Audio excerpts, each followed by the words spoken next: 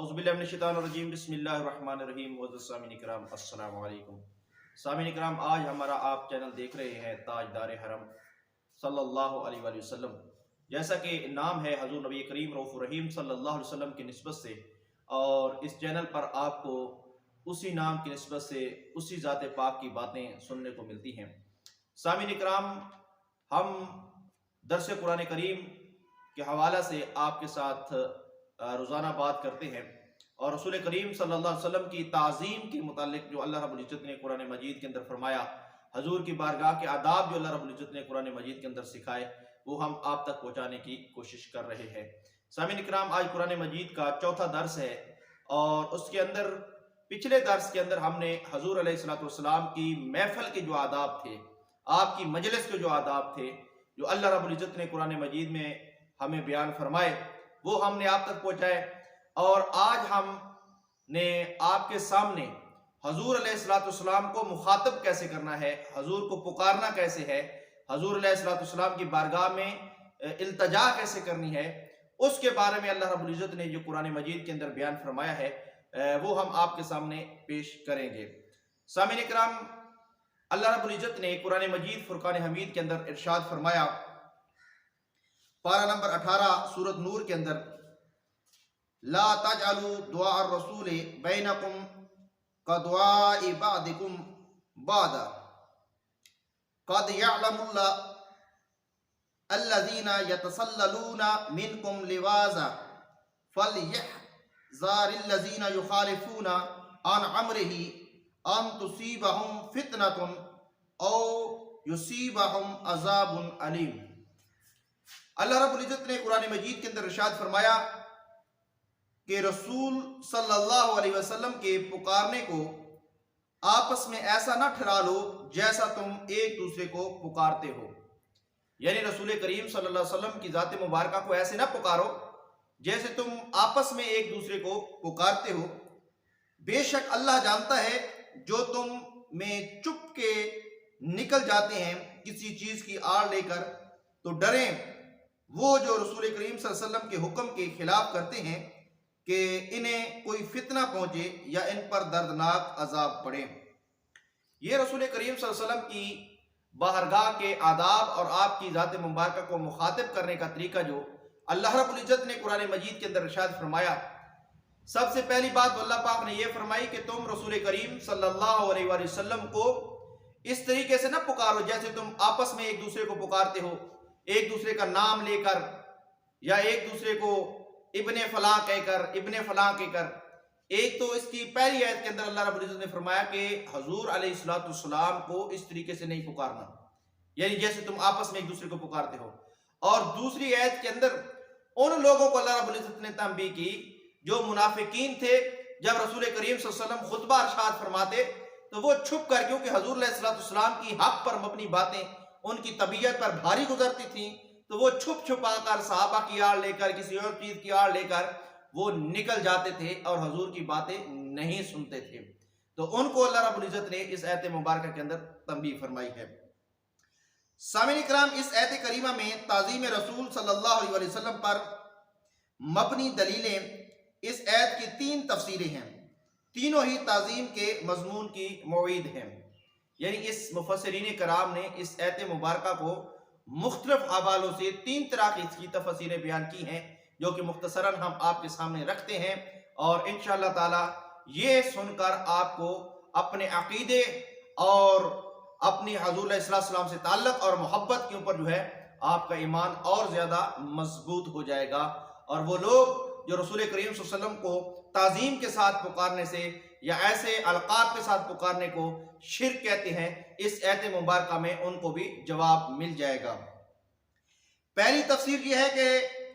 جو کہ تفسیر رول بیان میں بیان کی گئی ہے، وہ یہ ہے کہ لا تجعلوا دعاء الرسول میں دعا جو ہے یہ مصدر ہے اور اپنے فاعل کی طرف مضاف ہے، یعنی الرسول دعا مصدر کا فعل بن رہا ہے، تو اس صورت میں معنی یہ ہوگا کہ رسول اللہ صلی اللہ علیہ وسلم کے بلانے کو اعتقاد اور عمل میں اپنے جیسا نہ سمجھو، یعنی رسول کریم صلی اللہ علیہ وسلم کو بلانے میں اعتقاد میں بھی اور عمل میں بھی اپنے جیسا نہ سمجھو۔ حضور علیہ السلام اعتقاد میں بھی افضل ہیں اور عمل میں بھی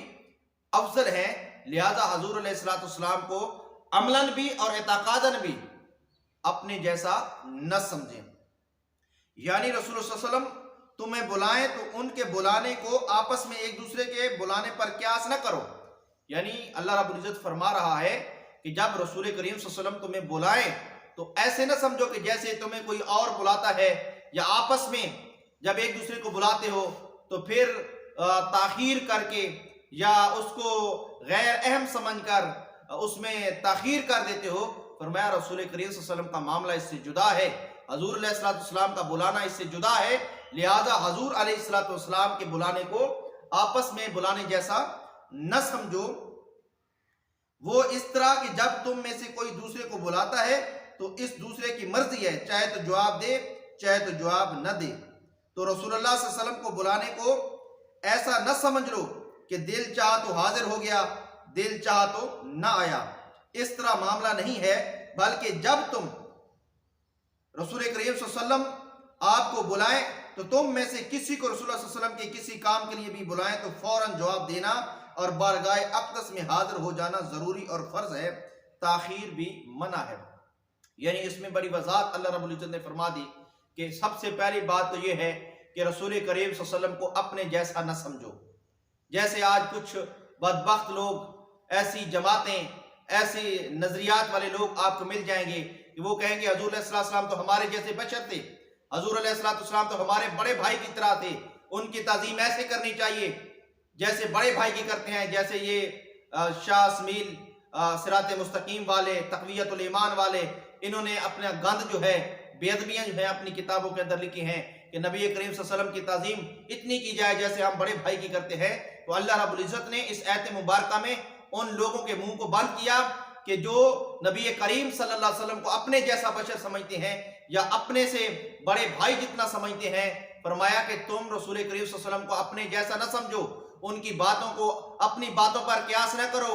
ان کو اپنے جیسا نہ سمجھو۔ فرمایا کہ ان کو جب حضور علیہ السلام آپ کو بلائیں تو آپ پر فرض ہے کہ آپ فوراً حاضر ہو جائیں، ان کے بلانے کو اپنے اوپر قیاس نہ کرو۔ تو لہٰذا جو لوگ حضور علیہ السلام کو اپنے جیسا بشر سمجھتے ہیں اور اپنے کہتے ہیں جی کہ ان کی تعظیم تو بڑے بھائی جتنی ہونی چاہیے، ان بدبختوں کے لیے بھی یہ آیت مبارکہ میں کھلا پیغام ہے کہ رسول کریم صلی اللہ علیہ وسلم ہم جیسے نہیں ہیں، بلکہ وہ تو اللہ کے محبوب ہیں، اور وہ اللہ کے نوروں میں سے وہ نور ہے کہ جو اللہ رب العزت نے عوام الناس کی ہدایت کے لیے اور روشنی بنا کر دنیا کے اندر بھیجے ہیں۔ تو سامعین کرام، اور ساتھ ہی اسی آیت مبارکہ میں فرما دیا کہ جب بارگاہ رسالت امام صلی اللہ علیہ وسلم میں حاضر ہو جاؤ تو پھر بغیر اجازت کے چلے جانا یہ بھی حرام ہے۔ یعنی جب رسول پاک صلی اللہ علیہ وسلم تمہیں بلائیں، پہلی بات تو یہ ہے کہ جب حضور بلا لیں جس حالت میں ہو حاضر ہو جاؤ، تاخیر منع ہے، اور جب آ جائے تو پھر حضور علیہ السلام جب تک اجازت نہ دیں یا حضور علیہ السلام سے اجازت نہ لے لیں اس وقت تک حضور کی مجلس سے اٹھ کر جانا یہ بھی حرام ہے۔ تو آگے فرمایا کہ جب جمعہ وغیرہ کے اجتماع کے موقع پر لوگ بارگاہ رسالت امام میں حاضر ہوتے اور محبوب صلی اللہ علیہ وسلم جمعے کا خطبہ ارشاد فرماتے تو منافقوں پر رسول اللہ صلی اللہ علیہ وسلم کا خطبہ بھاری گزرتا تھا تو وہ صحابہ کرام کی آر لے کر چپکے سے نکل جاتے تھے۔ یعنی حضور علیہ السلام کی باتوں کو غیر اہم سمجھنا اور حضور علیہ السلام کی باتوں کو اپنے اوپر قیاس کرنا یا حضور علیہ السلام کے ساتھ ایسا معاملہ پیش کرنا کہ جیسے ہم آپس میں کرتے ہیں، تو یہ منافقوں کا طریقہ ہے۔ اور اس میں یہ بھی ہے کہ جو حضور علیہ السلام کو اپنے جیسا بشر سمجھتے ہیں یا جو کہتے ہیں کہ وہ تو ہمارے ان کی تعظیم تو بڑے بھائی جتنی ہے، تو یہ منافقین بھی یہی سمجھتے تھے، اس لیے تو چپکے سے بغیر اجازت لے کر چلے جاتے تھے جیسے ان کے آپس میں معاملات ہوتے تھے، کیونکہ وہ اپنے جیسا بشر سمجھتے تھے، اپنی طرح کا انسان سمجھتے تھے، لہٰذا وہ حضور کی باتوں کو غیر اہم سمجھتے ہوئے چھپ کر نکل جاتے۔ اللہ نے فرمایا کہ یہ منافقوں کا طریقہ ہے۔ تو لہٰذا جو یہ کہتے ہیں کہ حضور علیہ السلام ہمارے جیسے بشر تھے اور وہ ان کی تعظیم بڑے بھائی جتنی کرنی چاہیے، وہ بھی ایک انسان تھے، وہ بھی اسی دنیا میں آئے ہماری ہدایت کے لیے، اللہ کا پیغام لے کر آئے. یہ کہنا یہ منافقوں کا طریقہ ہے، یہ منافقوں کا طرز ہے. اللہ نے تو فرمایا ہے کہ یہ میرا محبوب جو ہے یہ تمہارا جیسا نہیں ہے. ان کی عمل کو اعتقاداً بھی اور عملاً بھی اپنے اوپر قیاس نہ کرو. اچھا آگے فرماتے ہیں کہ اب منافق جب نکل جاتے تھے تو وہ سمجھتے کیا تھے؟ منافق یہ سمجھتے ہیں کہ اب وہ صحابہ کرام کی آڑ لے کر چھپ کر نکل جائیں گے اور رسول اللہ صلی اللہ علیہ وسلم ان کو نہیں دیکھیں گے. تو یہ ان منافقوں کی خام سوچ ہے، اس لیے کہ محبوب صلی اللہ علیہ وسلم جانتے سب کچھ ہیں اور سب کو دیکھ رہے ہوتے ہیں. فرق یہ ہوتا ہے کہ کبھی تقاضائے حکمت خاموش رہتے ہیں اور کبھی حکم خداوندی پر بولتے بھی ہیں. جس طرح کے منافقوں نے جب مسجد درار کا بنائی، جس کا ذکر قرآن مجید کے 11ویں پارے میں ہے، تو محبوب صلی اللہ علیہ وسلم نے مسجد کو گروا کر آگ لگا دی اور پھر وہ منافق مسجد نبی میں آ گئے. تو آپ صلی اللہ علیہ وسلم نے جمعے کے دن بھرے مجمع میں نام لے کر 36 منافقوں کو نکال دیا. اب یہاں پہ سامعین کرام ایک بہت اہم عقیدے کی بات سمجھنے والی ہے کہ منافقوں کا طرز عمل کیا تھا. کچھ لوگ یہ کہتے ہیں کہ وہ تو دین کی باتیں کرتے ہیں، وہ تو اللہ کی توحید کی باتیں کرتے ہیں، اللہ کی طرح بلاتے ہیں. دیکھیں ان کی اتنی بڑی مسجد ہے، اتنا انہوں نے خرچ کر دیا مسجد کے اندر، اتنے بڑا مرکز بنا دیا، وہ بھی دین کی چیز ہے. تو رسول کریم صلی اللہ علیہ وسلم کے دور مبارک میں بھی ایسے لوگ تھے جو پیچھے نمازیں بھی حضور کے پیچھے پڑھتے تھے، کلمہ بھی پڑھتے تھے، عمل تسبیحاں بھی کرتے تھے. انہوں نے مسجد بنائی تھی، لیکن وہ مسجد رسول کریم صلی اللہ علیہ وسلم نے گروا دی، آگ لگوا دی. کیوں؟ کہ ان کے دلوں کے اندر بغض تھا، منافقت تھی. حضور علیہ السلام کی کثر شان کرتے تھے، حضور علیہ السلام کو اپنے جیسا ایک انسان، اپنے جیسا بشر سمجھتے تھے، اور اپنے بڑے بھائی کی طرح جیسے لوگ آج معاشرے کے اندر فتنے پڑتے ہیں ایسے ہی ان کے ساتھ حضور علیہ السلام کے ساتھ رویہ کرتے تھے. تو انہوں نے کیا کیا؟ الگ مسجد بنائی. اب لوگ کہتے ہیں مسجد بنانا تو بہت افضل کام ہے، یہ تو بہت اعلیٰ کام ہے، لیکن مسجد وہی مسجد ہوگی جس کے اندر حضور علیہ السلام کا ادب، تعظیم اور توقیر سکھائی جائے گی. جس مسجد کے اندر حضور علیہ السلام کی بے ادبیاں سکھائی جائیں کہ حضور تو علم غیب نہیں جانتے تھے، حضور تو ہماری طرح کے بشر ہیں، حضور تو ہماری طرح کے انسان تھے، وہ تو ہمارے بڑے بھائی کی طرح تھے. جس مسجد کے اندر یہ ہو وہ مسجد نہیں ہوتی، بلکہ اس کو گرا دینا یہ رسول کریم صلی اللہ علیہ وسلم کی سنت ہے. اور حضور علیہ السلام نے اس مسجد درار کو، جس کا ذکر قرآن مجید کے اندر ہے، اس لیے گروا دیا کہ وہاں منافقین بیٹھ کر حضور علیہ السلام کی کثر شان کرتے تھے. تو اب یہاں پہ یہ مسئلہ بھی سمجھ آ گیا کہ مسجد وہی ہوگی جس کے اندر حضور کی عظمت کے جھنڈے لگے ہوئے ہوں، جس کے اندر حضور کی رفعت کی چرچے ہوں، حضور کی عظمت بیان کی جاتی ہو، حضور کی شانیں بیان کی جاتی ہوں. اس لیے یہ منافقین کا طرز تھا کہ انہوں نے مسجد بنائی اور مسجد بنا کر حضور کو دعوت دی کہ آئیں نماز پڑھائیں. لیکن حضور علیہ السلام نے اس مسجد کو گروا دیا، آگ لگوا دی. کیونکہ مسجد تو وہی ہوتی ہے جس کے اندر حضور کے تذکرے ہوتے ہوں، حضور کا ذکر ہوتا ہو. اور پھر جب ان کی مسجد گرا دی، اب یہاں ایک اور بات سمجھنے کی ہے کہ جب ان منافقین کی مسجد گرا دی گئی، وہ پھر مسجد نبوی کے اندر آئے نماز پڑھنے کے لیے، تو حضور علیہ السلام نے ان کو مسجد سے نکال دیا. اس سے یہ سبق بھی ملتا ہے کہ یہ منافقین جو حضور علیہ السلام کی بے ادبیاں کرتے ہیں، جو گستاخیاں کرتے ہیں اور جو حضور کی کثر شان کرتے ہیں، حضور کے علم پر، علم غیب پر بات کرتے ہیں، حضور کے نور پر بات کرتے ہیں، حضور کو مختار کل نہیں مانتے، حضور کو اپنے جیسا بشر مانتے ہیں، حضور کو بڑے بھائی کی طرح مانتے ہیں کہ ان کی تعظیم کرنی چاہیے، ایسے لوگوں کو مسجد سے نکالنا یہ رسول کریم صلی اللہ علیہ وسلم کی سنت ہے.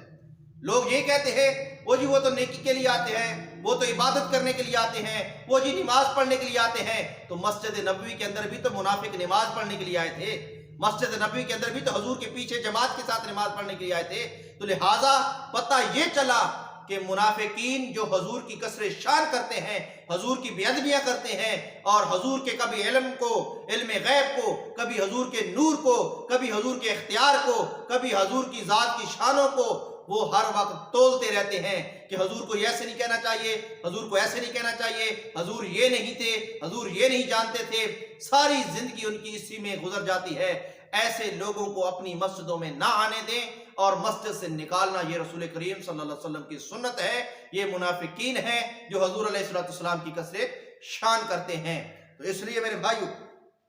اس آیت مبارکہ سے ہمیں حضور علیہ السلام کی تعظیم اور توقیر یہ پتہ چلتی ہے، اور منافقین کے ساتھ ہم نے کیا معاملہ کرنا ہے جو حضور علیہ السلام کی کثرت شان کرتے ہیں، ان کا بھی اسی آیت مبارکہ سے ہمیں پتہ چل جاتا ہے. لہٰذا جو نبی فرش پر بیٹھ کر عرش کو دیکھ رہے ہوں، ان سے ان منافقوں کا چھپ کر نکلنا کب پوشیدہ رہ سکتا ہے؟ اس لیے منافقوں کی اس طرز عمل پر اللہ نے ان کو ڈرایا کہ خبردار، میرے محبوب صلی اللہ علیہ وسلم کی بارگاہ میں حاضری کے وقت آداب کے اعلیٰ مراتب کا پاس ہونا ضروری ہے. جو نبی فرش پر بیٹھ کر عرش کی خبریں جانتا ہو وہ منافق اس سے چھپ نہیں سکتے. لہٰذا حضور علیہ السلام نے اپنی حکمت اور رحمت کے تقاضے جتنی دیر ان پر پڑھتا رہا، اور جب اللہ نے حکم فرما دیا تو پھر منافقین کو چن چن کر مسجد سے نکال دیا گیا. اور منافقین کو مسجد سے نکالنا یہ نبی کریم صلی اللہ علیہ وسلم کی سنت ہے. اسی آیت مبارکہ کی حضرت علامہ اسمیل حقی رحمۃ اللہ علیہ تفسیر البیان میں اس کی دوسری تفسیر بیان فرماتے ہوئے فرماتے ہیں کہ دعا مصدر فاعل کی طرف مضاف تھا. اب اگر دعا مصدر اپنے مفعول کی طرح مضاف ہو، یعنی دعا مضاف ہے اور الرسول مضاف علیہ، تو اس صورت میں معنی یہ ہوگا کہ جب تم رسول اللہ صلی اللہ علیہ وسلم کو بلاؤ یا نام لو تو آپس میں ایک دوسرے کو بلانے کی طرح ان کو نہ بلاؤ، جس طرح آپس میں ایک دوسرے کا نام لے کر بلاتے ہو. یعنی یا محمد یا ابن عبداللہ نہ کہو، بلکہ عظمت اور القاب کے ساتھ پکارو، یعنی یا رسول اللہ یا نبی اللہ کہہ کر پکارو. یہاں پہ بھی ایک عقیدے کی بات آپ کو بتاتا چلوں کہ اللہ رب العزت نے فرمایا کہ رسول کریم صلی اللہ علیہ وسلم کو جب پکارو تو نام لے کر نہ پکارو جیسے تم آپس میں ایک دوسرے کا نام لے کر پکارتے ہو. یا محمد کہہ کر نہ پکارو، بلکہ کیا کہو؟ یا رسول اللہ. تو رسول کریم صلی اللہ علیہ وسلم کو یا رسول اللہ کہہ کر پکارنا یہ خود اللہ رب العزت نے تعلیم دیا ہے، یہ خود قرآن کے اندر موجود ہے کہ آپس میں جیسے نام لے کر پکارتے ہو ایسے نہ پکارو. اب جو کوئی منافق یہ کہے کہ یا رسول اللہ کہنا شرک ہے، یا محمد نہیں ہونا چاہیے، یہ تو شرک ہے، بلکہ اللہ رب العزت نے خود فرما دیا کہ جیسے تم نام لے کر آپس میں پکارتے ہو ایسے میرے محبوب کو نہ پکارو، بلکہ کیا کہو؟ علامہ اسمیل حقی رحمۃ اللہ علیہ فرماتے ہیں جب بھی رسول کریم صلی اللہ علیہ وسلم کو پکارو تو یا رسول اللہ یا نبی اللہ کہہ کر پکارو. تو لہذا یا رسول اللہ یا نبی اللہ کہنا یہی حضور کی تعظیم ہے. اور جو لوگ اکثر معاشرے کے اندر آپ کو دیکھنے کو ملیں گے، جب لوگ دین کی باتیں کرنے کے لیے آئیں گے، جب حضور کی حدیث بیان کریں گے، حضور کا کوئی فرمان بیان کریں گے تو کہیں گے محمد صلی اللہ علیہ وسلم نے یہ فرمایا، محمد صلی اللہ علیہ وسلم نے یہ فرمایا. تو یہ منافقین کا طریقہ ہے، اللہ نے اسے منع کر دیا ہے. بلکہ یہ کہیں کہ میرے آقا علیہ السلام نے یہ فرمایا، میرے آقا علیہ السلام کا یہ فرمان ہے. بلکہ اللہ نے فرمایا کہ آپس میں جیسے نام لے کر میرے محبوب کو نہ پکارو بلکہ کہو یا رسول اللہ یا نبی اللہ. تو ایسے لوگوں کی صحبت سے بچیں کہ جو بات تو دین کی کرتے ہیں لیکن ان کی گفتگو سے نبی کریم صلی اللہ علیہ وسلم کی توہین، آپ کی بے ادبی وہ چھلکتی ہے، اور ان کی زبانوں پر رسول کریم صلی اللہ علیہ وسلم کا نام مبارک ایسے ہوتا ہے، ایسے آپ کا نام لیتے ہیں کہ جیسے ہم ایک دوسرے کا نام لیتے ہیں، جس سے اللہ رب العزت نے منع فرما دیا ہے. تفسیر بزاوی میں بھی موجود ہے مثل یا نبی رسول اللہ ما تقیر و توضیح و خف دل صوت، یعنی محبوب صلی اللہ علیہ وسلم کو یا نبی اللہ یا رسول اللہ کہہ کر بلاؤ لیکن تعظیم عاجزی کے ساتھ اور آوازیں بھی پست کر کے آواز دو. یعنی کہ جب رسول کریم صلی اللہ علیہ وسلم کو پکارو تو یا رسول اللہ یا نبی اللہ کہہ کر پکارو، اور عاجزی کے ساتھ، انکساری کے ساتھ، آوازوں کو پست کر کے. یہ ہے حضور علیہ السلام کی تعظیم، یہ ہے رسول کریم صلی اللہ علیہ وسلم کی توقیر. اسی طریقے سے اس کی دوسری تفسیر بیان کی گئی ہے لا تجعلوا دعاء رسول. آپ نے پیچھے سنا ہے کہ یہ دونوں تفسیریں جو ہیں سعودیہ کے مولوی محمد بن صالح نے بھی اپنی تفسیر میں سورۃ حجرات کی آیت نمبر 2 کے تحت یہی بیان کیا ہے، اور سورۃ نور کی یہی آیت لکھی ہے کہ اتجعلوا دعاء الرسول، یعنی رسول کریم صلی اللہ علیہ وسلم کو تم کسی کام کے لیے بلائیں تو ان کے بلانے کو آپس میں ایک دوسرے پر قیاس نہ کرو، بلکہ فوراً حاضر ہو جاؤ، اور حضور علیہ السلام کے بلانے پر فوراً حاضر ہو جانا یہ فرض ہے۔ اس میں سعودیہ کا مولوی بھی یہ لکھ رہا ہے کہ حضور علیہ السلام کو اپنے جیسا نہ سمجھو، حضور علیہ السلام کی باتوں کو اپنے اوپر قیاس نہ کرو، حضور علیہ السلام کے بلانے کو اپنے اوپر قیاس نہ کرو، یعنی کسی لحاظ سے بھی حضور ہم جیسے نہیں ہیں، حضور علیہ السلام کو کسی پہلو سے بھی اپنے جیسا نہ سمجھو۔ آگے حضرت علامہ تفسیر ابن کثیر کے اندر فرماتے ہیں قال ضحك عن عباس انهم كانوا يقولون يا محمد يا ابا القاسم فناههم الله عز وجل ازاما لنبيه صلى الله عليه وسلم فقال قولوا يا نبي الله يا رسول الله، یعنی آپ فرماتے ہیں کہ حضرت عبداللہ بن عباس رضی اللہ عنہ سے روایت کرتے ہیں کہ صحابہ کرام یا محمد اور یا ابا القاسم کہا کرتے تھے، تو اللہ تعالیٰ نے اپنے نبی کریم صلی اللہ علیہ وسلم کی تعظیم کی خاطر صحابہ کرام کو ایسا کہنے سے منع کر دیا اور فرمایا کہ یا نبی اللہ یا رسول اللہ کہا کرو۔ یعنی حضرت عبداللہ ابن عباس رضی اللہ عنہ فرما رہے ہیں کہ پہلے صحابہ کرام یا محمد کہتے تھے، لیکن اللہ پاک کو یہ بات پسند نہ آئی تو اللہ رب العزت نے منع فرما دیا اور فرمایا کہ میرے محبوب کو یا محمد نہ کہا کرو بلکہ یا رسول اللہ کہا کرو۔ تو یا رسول اللہ کہنا یہ خود صحابہ کرام کو اللہ رب العزت نے تلقین فرمائی ہے۔ تو آگے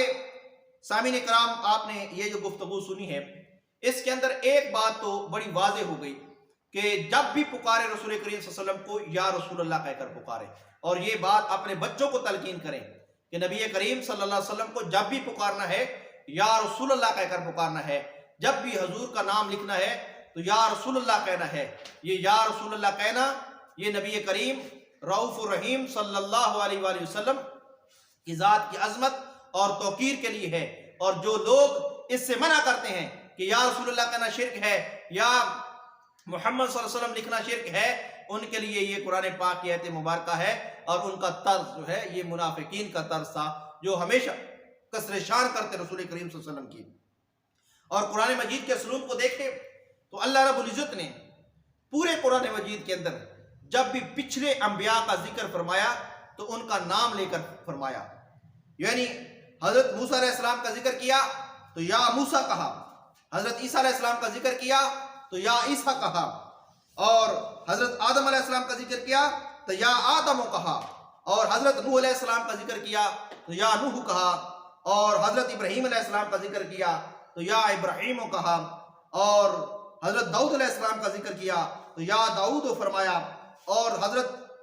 زکریا علیہ السلام کا ذکر کیا تو یا زکریا فرمایا، اور حضرت یحییٰ علیہ السلام کا ذکر کیا تو یا یحییٰ فرمایا۔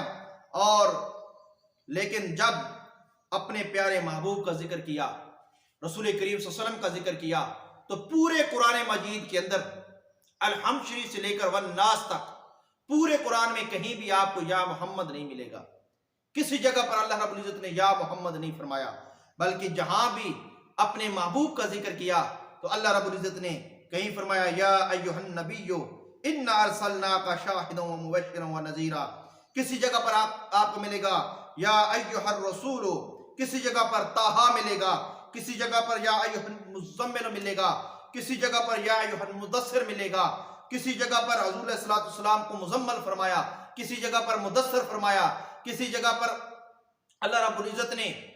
حضور علیہ السلام کا ذکر کرتے ہوئے اپنی ذات کے ساتھ نسبت فرمائی۔ تو لہٰذا پورے قرآن مجید کے اندر اللہ رب العزت نے